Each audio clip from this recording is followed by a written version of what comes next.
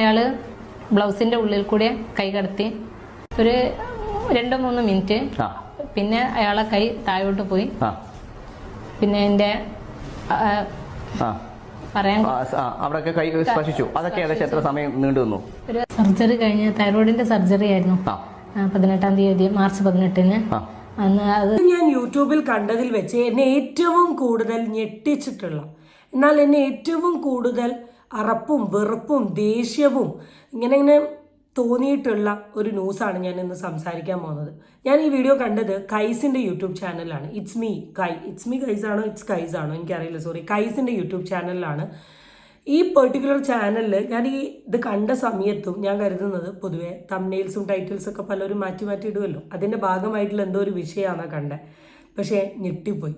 സംഭവം ഇത്രയേ ഉള്ളൂ. തൈറോയിഡിൻ്റെ ഓപ്പറേഷനുമായി ബന്ധപ്പെട്ടിട്ട് ഒരു ഹോസ്പിറ്റലിൽ അഡ്മിറ്റ് ആയിട്ടുള്ള ഒരു പെൺകുട്ടി അവിടുത്തെ അറ്റൻഡറുടെ കയ്യിൽ നിന്ന് നേരിട്ടിട്ടുള്ള ലൈംഗിക അതിക്രമം. എന്താ പറയണ്ടേ? ഇത്രയും വൃത്തികെട്ടവനെയൊക്കെ ആരെങ്കിലും കൊണ്ടുപോയി അവിടുത്തെ അറ്റൻഡറാക്കി നിർത്തുമോ? ഈ പെൺകുട്ടി പറഞ്ഞ പല കാര്യങ്ങളും എനിക്ക് വീഡിയോയിൽ കാണിക്കാൻ തന്നെ പേഴ്സണലി തോന്നുന്നില്ല. കാരണം അത്രത്തോളം മെൻ്റലിയും ഇമോഷണലിയും ഒരു വ്യക്തിനെ ഹേർട്ട് ചെയ്യുന്ന രീതിയിലുള്ള പല കാര്യങ്ങളാണ് ഈ പെൺകുട്ടി ഇതിൽ പറഞ്ഞിട്ടുള്ളത്. സോ ഇത് ഞാൻ ചിലപ്പോൾ ഇടുന്ന സമയം എനിക്ക് എന്തായാലും കമ്മ്യൂണിറ്റി ഗൈഡ് ലൈൻ അഗെയിൻസ്റ്റ് ആണ്. എനിക്ക് പല സാധനങ്ങളും വരാനുള്ള ചാൻസ് ഉണ്ടെങ്കിലും ഇല്ലെങ്കിലും ഞാൻ ഡെഫിനറ്റ്ലി ഈ ടോപ്പിക്ക് ഞാൻ ഇടും. കാരണം 1, 2, 3, 4 പേരെ ഈ വിഷയത്തെ പറ്റി റിയാക്ട് ചെയ്ത് പോലും ഞാൻ കണ്ടിട്ടില്ല. പക്ഷെ ഇങ്ങനത്തെ അനീതി നടക്കുമ്പോൾ അതൊരിക്കലും നമുക്ക് സപ്പോർട്ട് ചെയ്യാൻ പറ്റുന്ന ഒന്നല്ല. സർജറി കഴിഞ്ഞ തൈറോയിഡിന്റെ സർജറി ആയിരുന്നു 18-ാം തീയതി മാർച്ച് 18-ന്. അന്ന് അത് സർജറി കഴിഞ്ഞ ഉടനെ എന്നെ ഓപ്പറേഷൻ തിയേറ്ററിൽ നിന്ന് മാറ്റി ബോധം തെളിഞ്ഞപ്പോൾ. അപ്പോൾ കൊണ്ടുവന്നത് ഒരു അറ്റൻഡർ ആയിരുന്നു, ശശീന്ദ്രൻ എന്ന് പറഞ്ഞ ആളായിരുന്നു. അയാൾ തനിച്ചായിരുന്നു പുറത്തേക്ക് കൊണ്ടുവന്നത്. പുറത്ത് എൻ്റെ ഭർത്താവും സഹോദരി ഉണ്ടായിരുന്നു. അതായത് ഓപ്പറേഷൻ കഴിഞ്ഞ് അനസ്തേഷ്യ കൊടുത്ത് ഓപ്പറേഷൻ കഴിഞ്ഞതിന് ശേഷമാണ് നിങ്ങളെ കൊണ്ടുവരുന്നത്? അതെ. അപ്പോൾ അവിടെ നിന്ന് പിന്നെ 3 പേരും കൂടി എന്നെ ICUലേക്ക് കൊണ്ടുവന്നു. ICUയിൽ ഡോറിന്റെ അടുത്തെത്തിയപ്പോൾ അവരോട് പറഞ്ഞു, ഇനി അകത്തേക്ക് പ്രവേശിക്കരുത്, ഞാൻ ഒറ്റയ്ക്ക് കൊണ്ടുപോയിക്കൊള്ളാം എന്ന് പറഞ്ഞു. ഈ ശശീന്ദ്രൻ എന്ന് പറഞ്ഞ ആൾ മാത്രം അങ്ങനെ അവരെ ഉള്ളിലേക്ക് കൊണ്ടുവന്നു. പിന്നെ എന്നെ അവിടെ കിടത്തി, ബെഡിൽ കിടത്തി. ബെഡ് പുറത്തേക്ക് കൊണ്ടുവന്നിട്ടാണ് അവിടെ നിന്ന് ഷിഫ്റ്റ് ചെയ്തിട്ട് ബെഡോടൊക്കെ അങ്ങോട്ട് കൊണ്ടുവന്നായിരുന്നു. ICUന്ന് ബെഡ് എടുത്തിട്ട്. അപ്പൊ അങ്ങനെ കൊണ്ടുവന്ന് അതൊക്കെ റെഡിയാക്കി. അപ്പോൾ തൈറോയിഡിന് ഇവിടെ ഒരു ട്യൂബ് ഉണ്ടാവും കഴുത്തില്. ആ ട്യൂബ് അതൊക്കെ ഫിറ്റ് ചെയ്തു. അപ്പോൾ അതിങ്ങനെ ഡ്രസ്സിന്റെ മുകളിൽ കൂടി അയാള് കൈ പരതി. അപ്പൊ ഞാൻ വിചാരിച്ചു എന്താ ട്യൂബ് വേറെ എവിടെ ട്യൂബ് ഉണ്ടോ നോക്കാന്ന് വിചാരിച്ചു. നിങ്ങളെ ഇപ്പൊ എടുത്ത് കിടത്താൻ വന്ന ആളെ, അല്ലെങ്കിൽ നിങ്ങളെ ICUവിൽ നിന്ന് ചേഞ്ച് ചെയ്യാൻ വേണ്ടി വന്ന ശശീന്ദ്രനാണ് നിങ്ങളെ ശരീരം സ്പർശിച്ചത്? അങ്ങനെ പിന്നെ അയാള് ബ്ലൗസിന്റെ ഉള്ളിൽ കൂടെ കൈ കടത്തി. അപ്പോൾ ഞാൻ ചോദിക്കുന്നത്, ഈ ബ്ലൗസിന്റെ ഉള്ളിൽ കൂടെ എന്ന് പറയുമ്പോൾ ശരിക്കും ആശുപത്രിയിലെ ശരിക്കും പ്രത്യേക തരം ഡ്രസ്സാണ്, പച്ച കളർ ഷർട്ട് അല്ല, വെള്ള തുണിയും വെള്ള ബ്ലൗസും ആയിരുന്നു. ഓക്കെ, അത് പല ഹോസ്പിറ്റലിലും പല വ്യത്യാസം ഉണ്ടാവും. അപ്പൊ ഞാൻ ചോദിക്കുന്നത്, വെള്ള തുണിയാണ് ഇട്ടത്, തുണിയുടെ മുകളിലൂടെ അല്ലാതെ ഉൾവശത്തൂടെ. അപ്പൊ നിങ്ങളുടെ അവസ്ഥ എന്തായിരുന്നു? എനിക്ക് കണ്ണ് തുറക്കാം, പക്ഷെ കണ്ണ് ചെറുതായിട്ട് തുറക്കാൻ പറ്റുള്ളായിരുന്നു.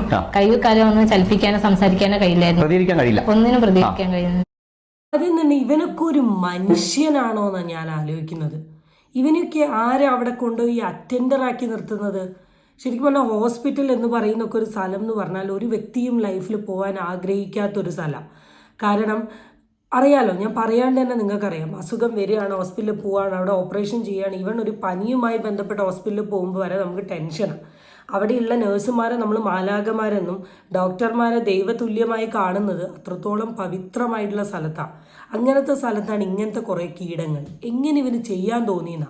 തൈറോയിഡിൻ്റെ ഓപ്പറേഷൻ കഴിഞ്ഞ് അനസ്തേഷ്യയിൽ നിൽക്കുന്ന ഒരു പെണ്ണ്, അവൾക്ക് ചലിക്കാനോ ഒന്നിനും പറ്റുന്നില്ല, പക്ഷേ കുറച്ച് ബോധം. കാരണം അനസ്തേഷ്യൻ്റെ സിറ്റുവേഷനിൽ നിന്ന് അവളെ ഒരു നോർമൽ സിറ്റുവേഷനിലോട്ട് വരുന്ന ഒരു ടൈമിൽ അവൾക്ക് റിയാക്ട് ചെയ്യാനും പറ്റുന്നില്ലാത്ത ഒരവസ്ഥയിൽ അവളെ റൂമിലോട്ട് കൊണ്ടുപോയി ഈ രീതിയിൽ മോശമായി അവളെ പല സ്ഥലങ്ങളിൽ ടച്ച് ചെയ്യുക എന്ന് പറഞ്ഞിട്ടുണ്ടെങ്കിൽ എന്താ ഈ ശശീന്ദ്രനെയൊക്കെ ചെയ്യേണ്ടത്? ഞാൻ ഈ വീഡിയോ റിയാക്ട് ചെയ്യുന്നത് ശശീന്ദ്രൻ്റെ അയൽവാസികളും നാട്ടുകാരും കുടുംബക്കാരും ഭാര്യയും മക്കളുടെ മോളും എല്ലാവരും കാണാൻ വേണ്ടിയിട്ട്. ഇതാണ് നിങ്ങളുടെ ശശീന്ദ്രൻ്റെ ഒരു സ്വഭാവം എന്ന് പറയുന്നത്. എന്ത് വ്യക്തിയാണ് ഇയാൾ? എന്ത് മനുഷ്യനാണ് ഇയാൾ? എങ്ങനെ ഇയാളെ ഈ ഒരു അവസ്ഥയിൽ കിടക്കുന്ന ഒരാളോട് ഇങ്ങനെ ചെയ്യാൻ തോന്നുന്നുണ്ടല്ലോ? ഇപ്പോൾ ഡെഡ് ബോഡീനെ അല്ലെങ്കിൽ മോർച്ചറിയിൽ കിടക്കുന്ന ഡെഡ് ബോഡീനെ വരെ ചെയ്യുന്ന കുറേ സാധനങ്ങൾ നമുക്കറിയാം. അതൊക്കെ ഒരു സെക്ഷൽ ഡിസ്ഫങ്ഷനാണ്. പക്ഷേ ഇതിനെ എന്താണ് പറയുക? ആൻഡ് എനിക്കിത് കേട്ട സമയത്ത് ഞാൻ ആലോചിക്കുന്നത്, ഞാൻ എന്താ ഈ വിഷയത്തെക്കുറിച്ച് പറയേണ്ടതെന്നാണ്. കാരണം ചില വിഷയങ്ങൾ കേട്ട് കഴിയുമ്പം എൻ്റെ ബൗണ്ടറീൻ്റെ ഉള്ളിൽ നിന്ന് എൻ്റെ വാക്കുകൾ പുറത്തോട്ട് പോകും. എൻ്റെ വായന അമ്മാതിരി രീതിയിലുള്ള ഡയലോഗുകളും സ്റ്റേറ്റ്മെൻറ്റും വരും. പക്ഷേ 4 ആൾ കാണുന്ന വീഡിയോയാണ്. അതുകൊണ്ട് പല ഇമോഷൻസും വായടച്ച് പിടിക്കുകയാണ്. ഇയാളെ കാണണമെന്ന് ഭയങ്കര ഒരാഗ്രഹം, ഇയാളുടെ ഫോട്ടോയൊക്കെ കിട്ടണമെന്ന് ഭയങ്കര ഒരാഗ്രഹം. ഒന്ന് ആലോചിച്ച് നോക്കില്ലേ അവരുടെ ഒരു അവസ്ഥ, ആ ദയനീയത പിടിച്ച അവസ്ഥ ഒന്ന് ആലോചിച്ച് നോക്കും. ഭർത്താവ് ഇവരൊക്കെ പുറത്ത് നിൽക്കുകയാണ്, പറയാൻ പറ്റണ്ടേ, സംസാരിക്കാൻ പറ്റണ്ടേ, അനങ്ങാൻ പറ്റണ്ടേ. ആ സിറ്റുവേഷനിൽ അവർ കടന്നു പോയിട്ടുള്ളൊരു മാനസികാവസ്ഥ ഒന്ന് ആലോചിച്ച് നോക്ക്. ഇയാളുടെ വീട്ടിലെങ്ങനെ ഇയാളുടെ കൂടെ ഭാര്യയോ അല്ലെ മക്കളെ ഇയാളുടെ കൂടെ എങ്ങനെ താമസിക്കും, നാട്ടുകാരൊക്കെ എങ്ങനെയാണ് താമസിക്കുന്നത് ഇയാളുടെ കൂടെ. ആൻഡ് ഇത് ഈ പെൺകുട്ടീനെ മാത്രമല്ല, ചേട്ടൻ്റെ സ്ഥിരം പണിയാണത്. സ്ഥിരം എന്ന് വെച്ചാൽ സ്ഥിരം പണി. അയാള് പുറത്തേക്ക് പോയി പിന്നെ വേറൊരു പേഷ്യന്റിനായിട്ട് വന്ന് എൻ്റെ ഓപ്പോസിറ്റ് സൈഡിൽ ലാസ്റ്റിലേക്കായിരുന്നു. അപ്പൊ എനിക്ക് കാണാം, അങ്ങനെ ഇവിടുന്ന് നോക്കിയാൽ ഞാൻ കാണാം രോഗി കിടക്കുന്നത്. അപ്പൊ അപ്പോഴേക്ക് ഞാൻ ഈ സിസ്റ്റർ അടുത്ത രോഗിന്റെ അടുത്തുണ്ടായിരുന്നു. അപ്പൊ എനിക്ക് സംസാരിക്കാൻ കഴിയാത്തതിനോട് ഞാൻ കൈ പിടിച്ച് വിളിച്ചു. അപ്പൊ അവരോട് ഇങ്ങനെ ഞാൻ ആംഗ്യ ഭാഷയിൽ പറഞ്ഞു. അപ്പൊ അവര് വേഗം പോയി അങ്ങോട്ട് അയാളെ അടുത്തേക്ക് പോയപ്പോ ആളിങ്ങനെ ഡ്രസ്സ് എന്റെ തുണി മാറ്റം എന്തോ ആണ്.